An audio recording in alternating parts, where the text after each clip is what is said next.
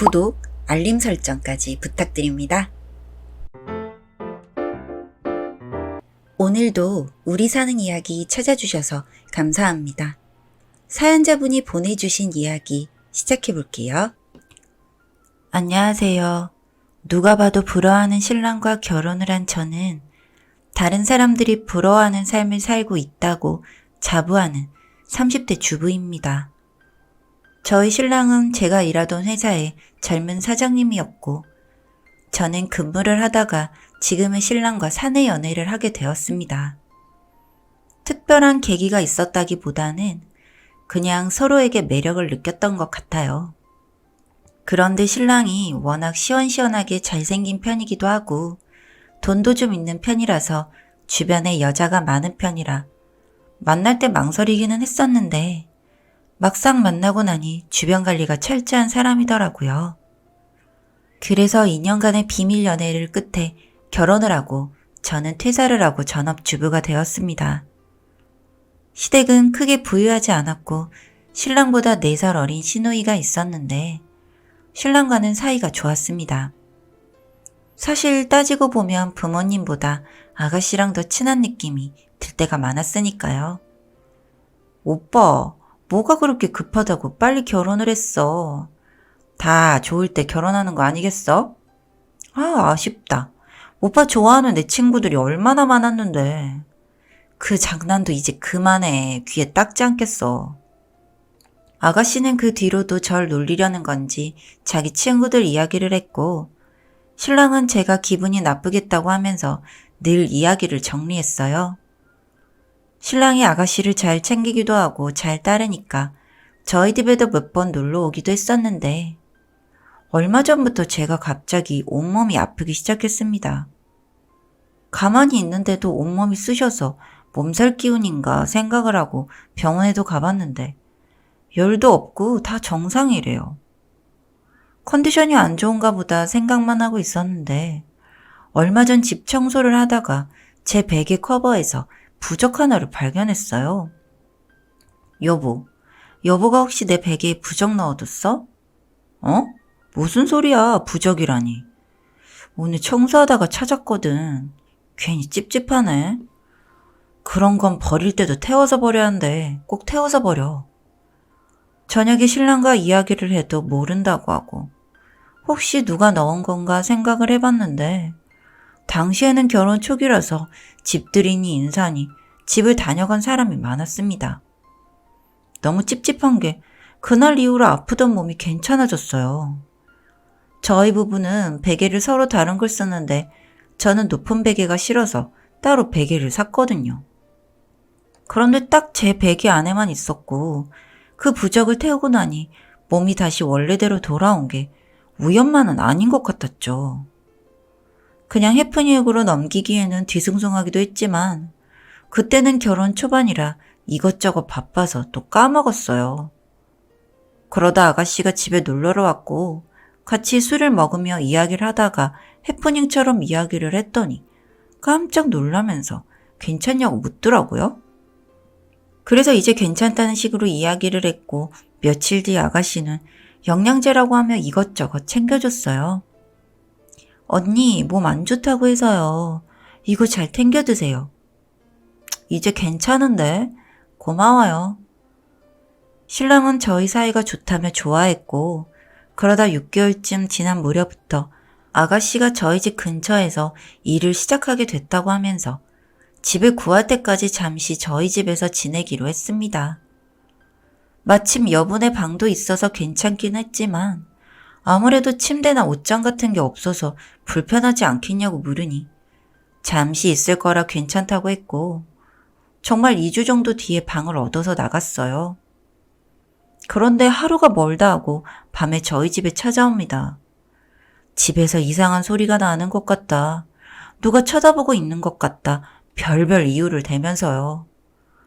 그래서 자고 가는 날이 많아지니 결국 침대도 샀고 일주일에 거의 반을 저희 집에 와서 자고 갑니다. 그러다 얼마 전 일이 터졌는데 제가 아침에 일찍 운동을 나갔다가 돌아오니 신랑과 아가씨가 부둥켜 안고 자고 있었습니다.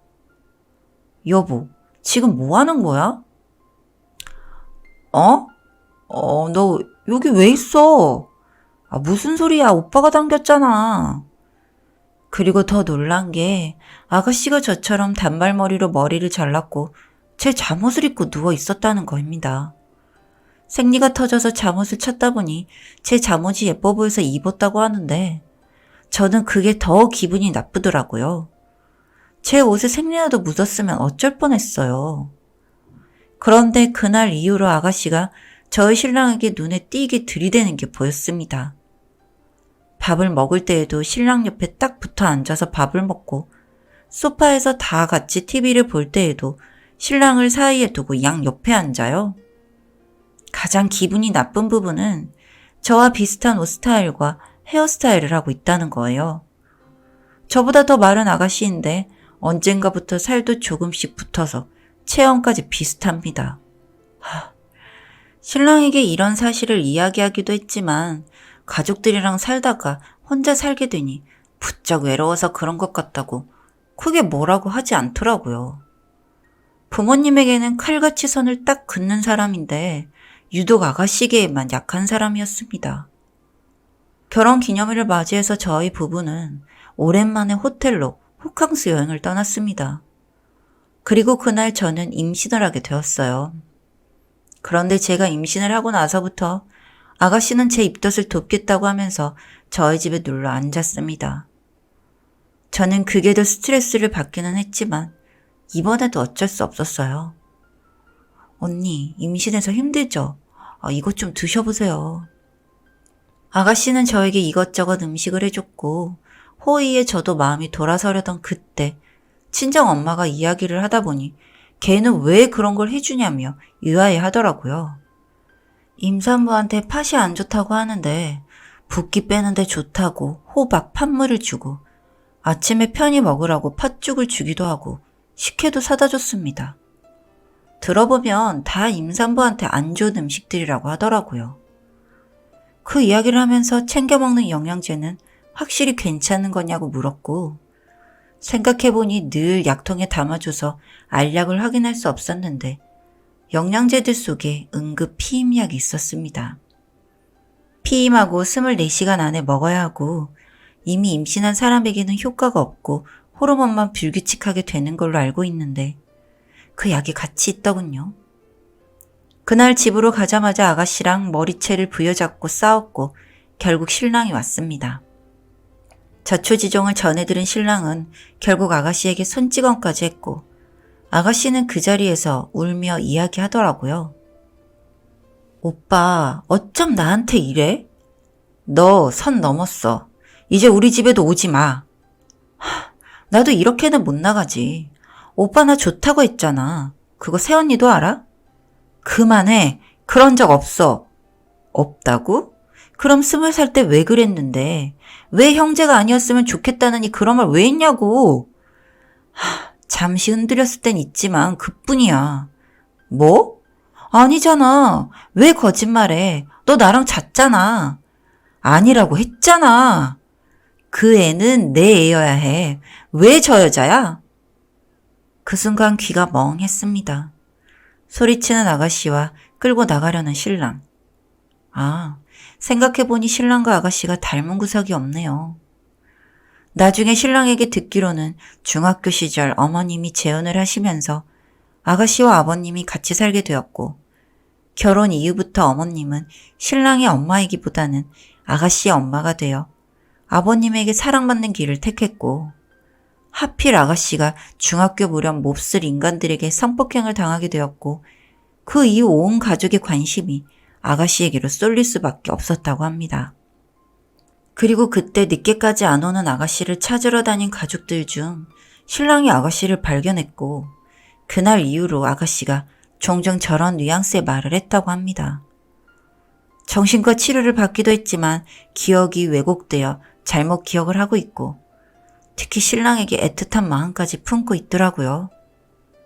그런 사건이 있었으니 아가씨에게 쩔쩔매는 건 당연한 상황이라 생각을 하긴 하지만 그래도 도를 넘었다는 생각이 들어서 시댁 쪽과 연락을 끊었어요.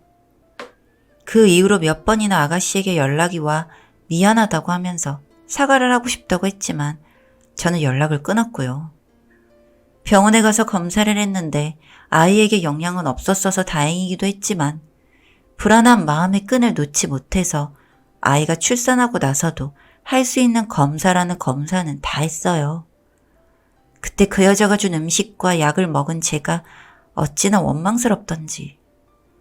마음 같아서는 아가씨를 고소라도 하고 싶었지만 성폭행이라는 큰 사건의 후유증으로 이런 일이 있다고 하니 화도 못 내겠더라고요.